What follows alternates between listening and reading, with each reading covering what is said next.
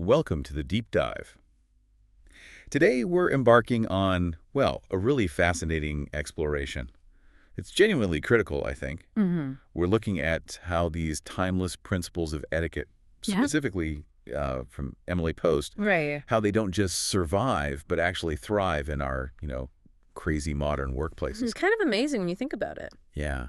So our mission here, it isn't just talking about good manners. It's really uncovering how understanding and applying these insights can strategically build trust. Yeah, build trust, help your career. Exactly. Accelerate your career and Yeah. foster an environment where, well, everyone, including you, can really excel. We're going beyond just the basics. Right, beyond the please and thank you, though those still matter. Definitely. We're getting into the why and the how these, seemingly small actions can have these huge results. Precisely. And when you think about it, I mean, the tools, the work environments, they've transformed completely. Stuff Emily Post couldn't have imagined. Oh, absolutely. Zoom calls, Slack. Totally.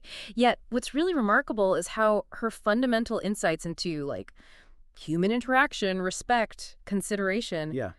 they aren't just relevant. No. No, they feel more essential than ever. We'll find that these core principles she talked about are kind of the invisible threads holding together effective teams and successful careers. Even if we're using them differently now. Yeah, even if we're applying them in Zoom calls and Slack channels instead of, formal drawing rooms, the core idea is the same. Okay, let's truly unpack this then. Consider this stat. We spend roughly, a third of our adult lives at work. It's staggering. Thousands and thousands of hours. Right. Thousands of hours interacting with colleagues, clients, managers. In that kind of environment, etiquette isn't just, nice to have. Not at all. It's really the foundational operating system for trust, for respect, and ultimately for your own professional success. It's like the silent architecture of good work. That's a great way to put it. It's profound because Emily Post recognized this way back, decades before, modern HR departments existed. Yeah, she saw that professional achievement isn't solely about skill or raw intelligence. Okay. You could be brilliant, right? A real technical genius. Oh. But if you consistently undermine people or interrupt or disrespect others, you actually become this corrosive force. You damage team cohesion, you breed resentment, you basically sabotage the very environment needed for everyone to succeed. Wow. So brilliant, but abrasive doesn't really work long term. Not usually. Right. Conversely, think about someone with maybe solid skills, maybe even just average technical skills, but they have exceptional workplace etiquette. Okay. They listen, they come prepared, they consistently treat colleagues with consideration. That person often becomes indispensable. They're the glue. Exactly. This is a real aha moment for many people. Right. Your ability to navigate these subtle social dynamics, it can be just as impactful, sometimes more impactful than your technical skill in shaping your career. That's huge. And especially now, with open offices, hybrid meetings, constant digital pings, those bedrock principles of respect and consideration, they're the constants. They're what really separate the thriving professionals from those just getting by. Okay, that's a powerful insight. Competence gets you in the door, maybe, but character, shown through etiquette, opens the bigger doors later on. Well said. So if we're talking character and first impressions, Emily Post really believed those initial few seconds, they set the tone for everything else. A huge amount is at stake there. Yeah. Think about your first day at a new job, or that critical client pitch, or even, your first Zoom call with a potential partner. What's really happening there beyond just a smile? Well, Post wasn't just talking about being superficially pleasant. She meant strategically establishing credibility right from the get-go. Okay, strategically how? She highlighted three crucial elements. First, appearance. Right. And this isn't about vanity. It's about showing respect. Respect for the setting, for the people you're with. Your clothes should align with the role, the culture. So it's about being appropriate, not necessarily formal. Exactly. You mentioned authenticity earlier. How does that sometimes clash with this idea of thoughtful appearance? That's a great question. I think sometimes authenticity gets mixed up with just being super casual, maybe too casual. But Post might argue true authenticity includes respecting the context, showing you understand the environment is authentic in a professional setting. Well put. Then there's body language, a confident handshake if you're meeting in person, obviously, or just a warm, genuine smile over video. That can create an instant connection. And the opposite. Conversely, slouching, avoiding eye contact, fidgeting, it just broadcasts disinterest. or maybe insecurity. It undermines you before you even say anything. Right. You're sending signals whether you mean to or not. Always.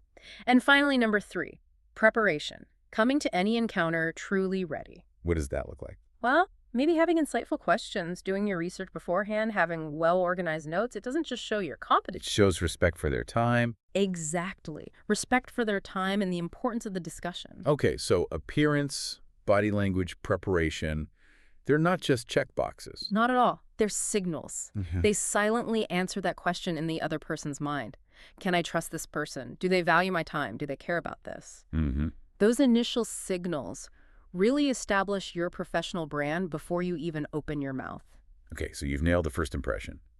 You're in the door, set a good tone. What about, the day-to-day grind? Ah, yes. Emily Post understood that it's our consistent, everyday habits that really build or, unfortunately, can erode our professional reputation. This is where the deeper wisdom really comes in. She urged constant awareness, how our small actions ripple outwards. So, like, what kind of small actions? Well, take punctuality, for instance. It seems so basic, right? Hey, let's be on time. But it's more than just avoiding a frown from your boss. Emily Post saw it as a cornerstone of professional integrity. Integrity. How Yeah. so? Consistently showing up on time, whether it's for a physical meeting or a virtual one, signals that you're reliable, that you value shared commitments, and crucially, that you can be trusted with responsibility. Okay, I see that.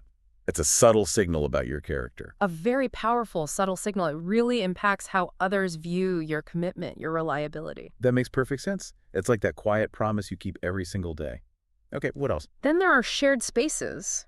In Post's time, maybe it was communal offices or coat rooms. Right. Today, it's the shared kitchen, the printers, or even digital spaces like Slack channels. We've all been there, haven't we? Oh, yeah. The break room microwave incident. Exactly. That Right. moment someone heats up, that fish dish, and the entire floor needs hazard pay for 10 minutes. Oh, yeah. Emily Post might not have dealt with microwaves, but she absolutely understood the invisible boundaries of shared sensory space. She definitely would have had thoughts on microwave fish. And those boundaries extend to noise, right? Especially in open offices. Oh, absolutely. Loud conversations, speakerphone calls, major distractions. But what if your job actually requires collaboration? Maybe sometimes loud discussion in an open space. How do you balance that? That's a great point.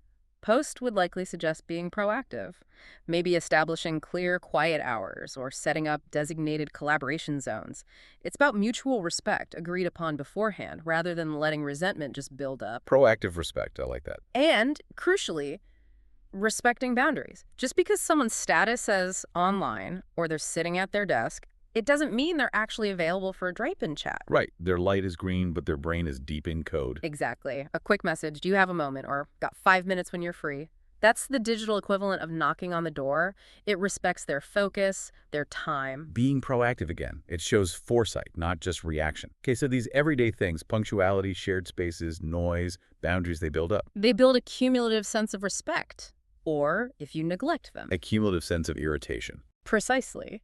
Which isn't great for teamwork. No kidding. Yeah. So moving into more structured interactions like meetings, collaborative projects, the stakes feel higher there. How do these principles play out? This is where etiquette becomes a real strategic advantage, I think. In meetings, Post's principles translate perfectly. Being prepared, it's not just about having notes. No. It signals you value everyone else's time, their contribution. It allows for a deeper, more focused discussion instead of just catching up on basic info. Okay. So preparation enables better discussion. Right. And being concise follows from that. Respect the clock, get to your point efficiently, don't ramble. Easier said than done sometimes. True, and crucially, not interrupting others. Ooh, that's a tough one, especially when things get heated or exciting. It is tough, but it's not just polite. It fosters psychological safety. When people feel genuinely heard without being cut off, they're much more likely to share innovative ideas, tentative ideas even. That makes sense. Interrupting shuts down that vulnerability. Yeah. And speaking of fostering contributions, what about acknowledging others? You mentioned that earlier. Yes. So important. A simple, sincere, that's a great point, Maria, or thanks for sharing that perspective, Tom. It goes such a long way. It validates them. It validates, it encourages, it builds a collaborative spirit. And now with hybrid meetings, we have new challenges. Definitely. The Brady Bunch screen. Huh. Yeah. keeping your camera on when it's appropriate, obviously. That's kind of today's version of making eye contact. It signals you're engaged. Muting yourself when you're not speaking. Essential. Shows consideration, avoids that background noise distraction, and critically, resist that urge to multitask. Yeah. Everyone can tell when you're checking email instead of listening. Guilty as charged sometimes. It's hard. It is. But true collaboration, as Post would argue, also means not trying to claim credit for other people's work. Share recognition generously. Give credit where credit is due. Absolutely. It builds trust and honestly it directly impacts the team's output. Yeah. People are more willing to contribute when they know they'll be acknowledged. It's amazing how those small gestures of giving credit can unlock so much potential in a team. Okay, let's pivot slightly. Professional communication. A whole universe in itself today. Right. In Post's time, maybe formal memos, letters. Today, it's this constant flood. Email, Slack, Teams, texts, rapid fire. Constantly buzzing. But you're saying the fundamental principles haven't really changed? Not at their core. Clarity, respect for the recipient, appropriate tone, those are timeless, regardless of the medium. Okay, let's break that down. Email. For emails, always start with a clear, professional greeting. Use concise subject lines so people know what it's about. And maybe the biggest one, never, ever write in anger. Oof. The angry email. Yeah. Emails live forever, right? They get forwarded. They become permanent records. Your momentary frustration can create a really lasting negative impression. Pause before hitting send. We've all learned that the hard way, probably. What about the faster platforms like Slack or Teams? For Slack and chat apps, well, keep it professional. Focus on work-related topics generally. Emojis might be fine depending on your workplace culture. Right, read the room. Exactly. But don't let them replace clear language or proper grammar. The goal is efficient, unambiguous communication, not shorthand that could be misunderstood. Good point. Phone calls. Do people still make those? Sometimes. Be mindful of time zones, working hours. Always ask, is now a good time, or got a minute, before just launching in. Respect their schedule. Simple courtesy. And written reports. For written reports or anything formal, proofread meticulously. Errors in grammar, spelling, formatting, they don't just look sloppy. No. They reflect directly on your professionalism, your attention to detail. Ultimately, your credibility gets dinged. Your communication style across all these platforms profoundly shapes how people perceive you and whether they trust you. That's a crucial insight. Every message, every email, it's like a little extension of your professional brand. Okay, so moving up the ladder. Leadership roles. How does etiquette shift? Does it become even more critical? It becomes foundational, absolutely critical. Leaders, maybe more than anyone, set the ethical tone, the cultural tone for the whole organization. How so? Well, think about the stark contrast. You have a manager who constantly interrupts people, maybe unfairly takes credit for their team's ideas, or treats staff dismissively. Yeah. That creates a toxic culture, a culture of fear, maybe resentment. That manager, even if they hit their targets, they're subtly signaling that respect is conditional. That hierarchy trumps basic dignity. So their behavior cascades down. It sets the precedent for how everyone else interacts. Precisely. Now, contrast that with a manager who genuinely listens, who proactively acknowledges contributions, who consistently models good manners, transparency. Okay. They create a culture of respect, of psychological safety, high engagement, where people feel empowered to bring their best ideas forward without fear. That makes a huge difference in performance, I bet. Absolutely. And Emily Post's wisdom here is so profound. Success without respect is failure in disguise. Wow. Say that again? Success without respect is failure in disguise. That really hits home. It does. So for leaders specifically, this translates into tangible actions. Say thank you, often. Sincerely. Be transparent. Avoid playing favorites. Give constructive feedback privately, but praise publicly to build people up. Set clear boundaries for yourself, and crucially, respect the boundaries of others. Don't email at 10 p.m. expecting an instant reply. Right. These aren't just soft skills. Not at all. They're strategic leadership tools. They build loyalty, they drive performance, and ultimately, they shape your legacy as a leader. That phrase, success without respect is failure in disguise, it really underscores that leadership isn't just about the bottom line. It's about the people, the culture you build. Exactly. So as we wrap up this deep dive into Emily Post and the modern workplace, what are the key takeaways you hope our listener walks away with today? Well, I hope they realize that etiquette isn't just some dusty, archaic set of rules. It's actually a powerful, timeless toolkit. A toolkit for really strategic advantage in your career. Agreed. We've seen that first impressions are critical. They shape your reputation, set the stage. We explored how those everyday habits, punctuality, respecting shared spaces, noise awareness, they matter deeply.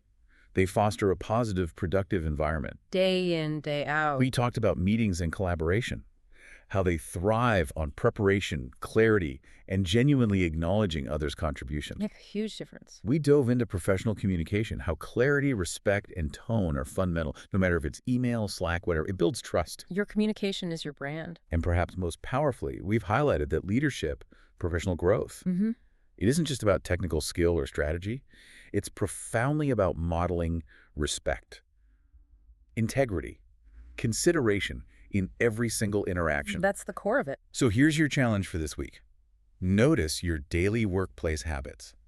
Just observe them with a fresh perspective. And pick just one area where you can intentionally elevate your etiquette. Just one thing. Yeah, not as just a courtesy, but think of it as a strategic move. Maybe it's arriving to all your meetings, virtual or in person, just a couple of minutes more prepared. Could be that. Or maybe it's sending a timely, thoughtful thank you email to a colleague who helped you out. Simple but effective. Or even something as simple as silencing notifications on your phone or computer to give someone your full, undivided attention during a conversation. Try it. Just pick one thing and do it consistently. What do you think will happen? You might be surprised. You'll likely find that respect doesn't just sort of grow around you passively. It becomes an active catalyst for stronger relationships, deeper trust, and ultimately a more fulfilling and successful professional journey. This whole deep dive, I think it reminds us that in the workplace, etiquette isn't just about being polite. It's about actively building the kind of environment where everyone feels valued, heard, and can truly succeed. Well said. A great place to leave it.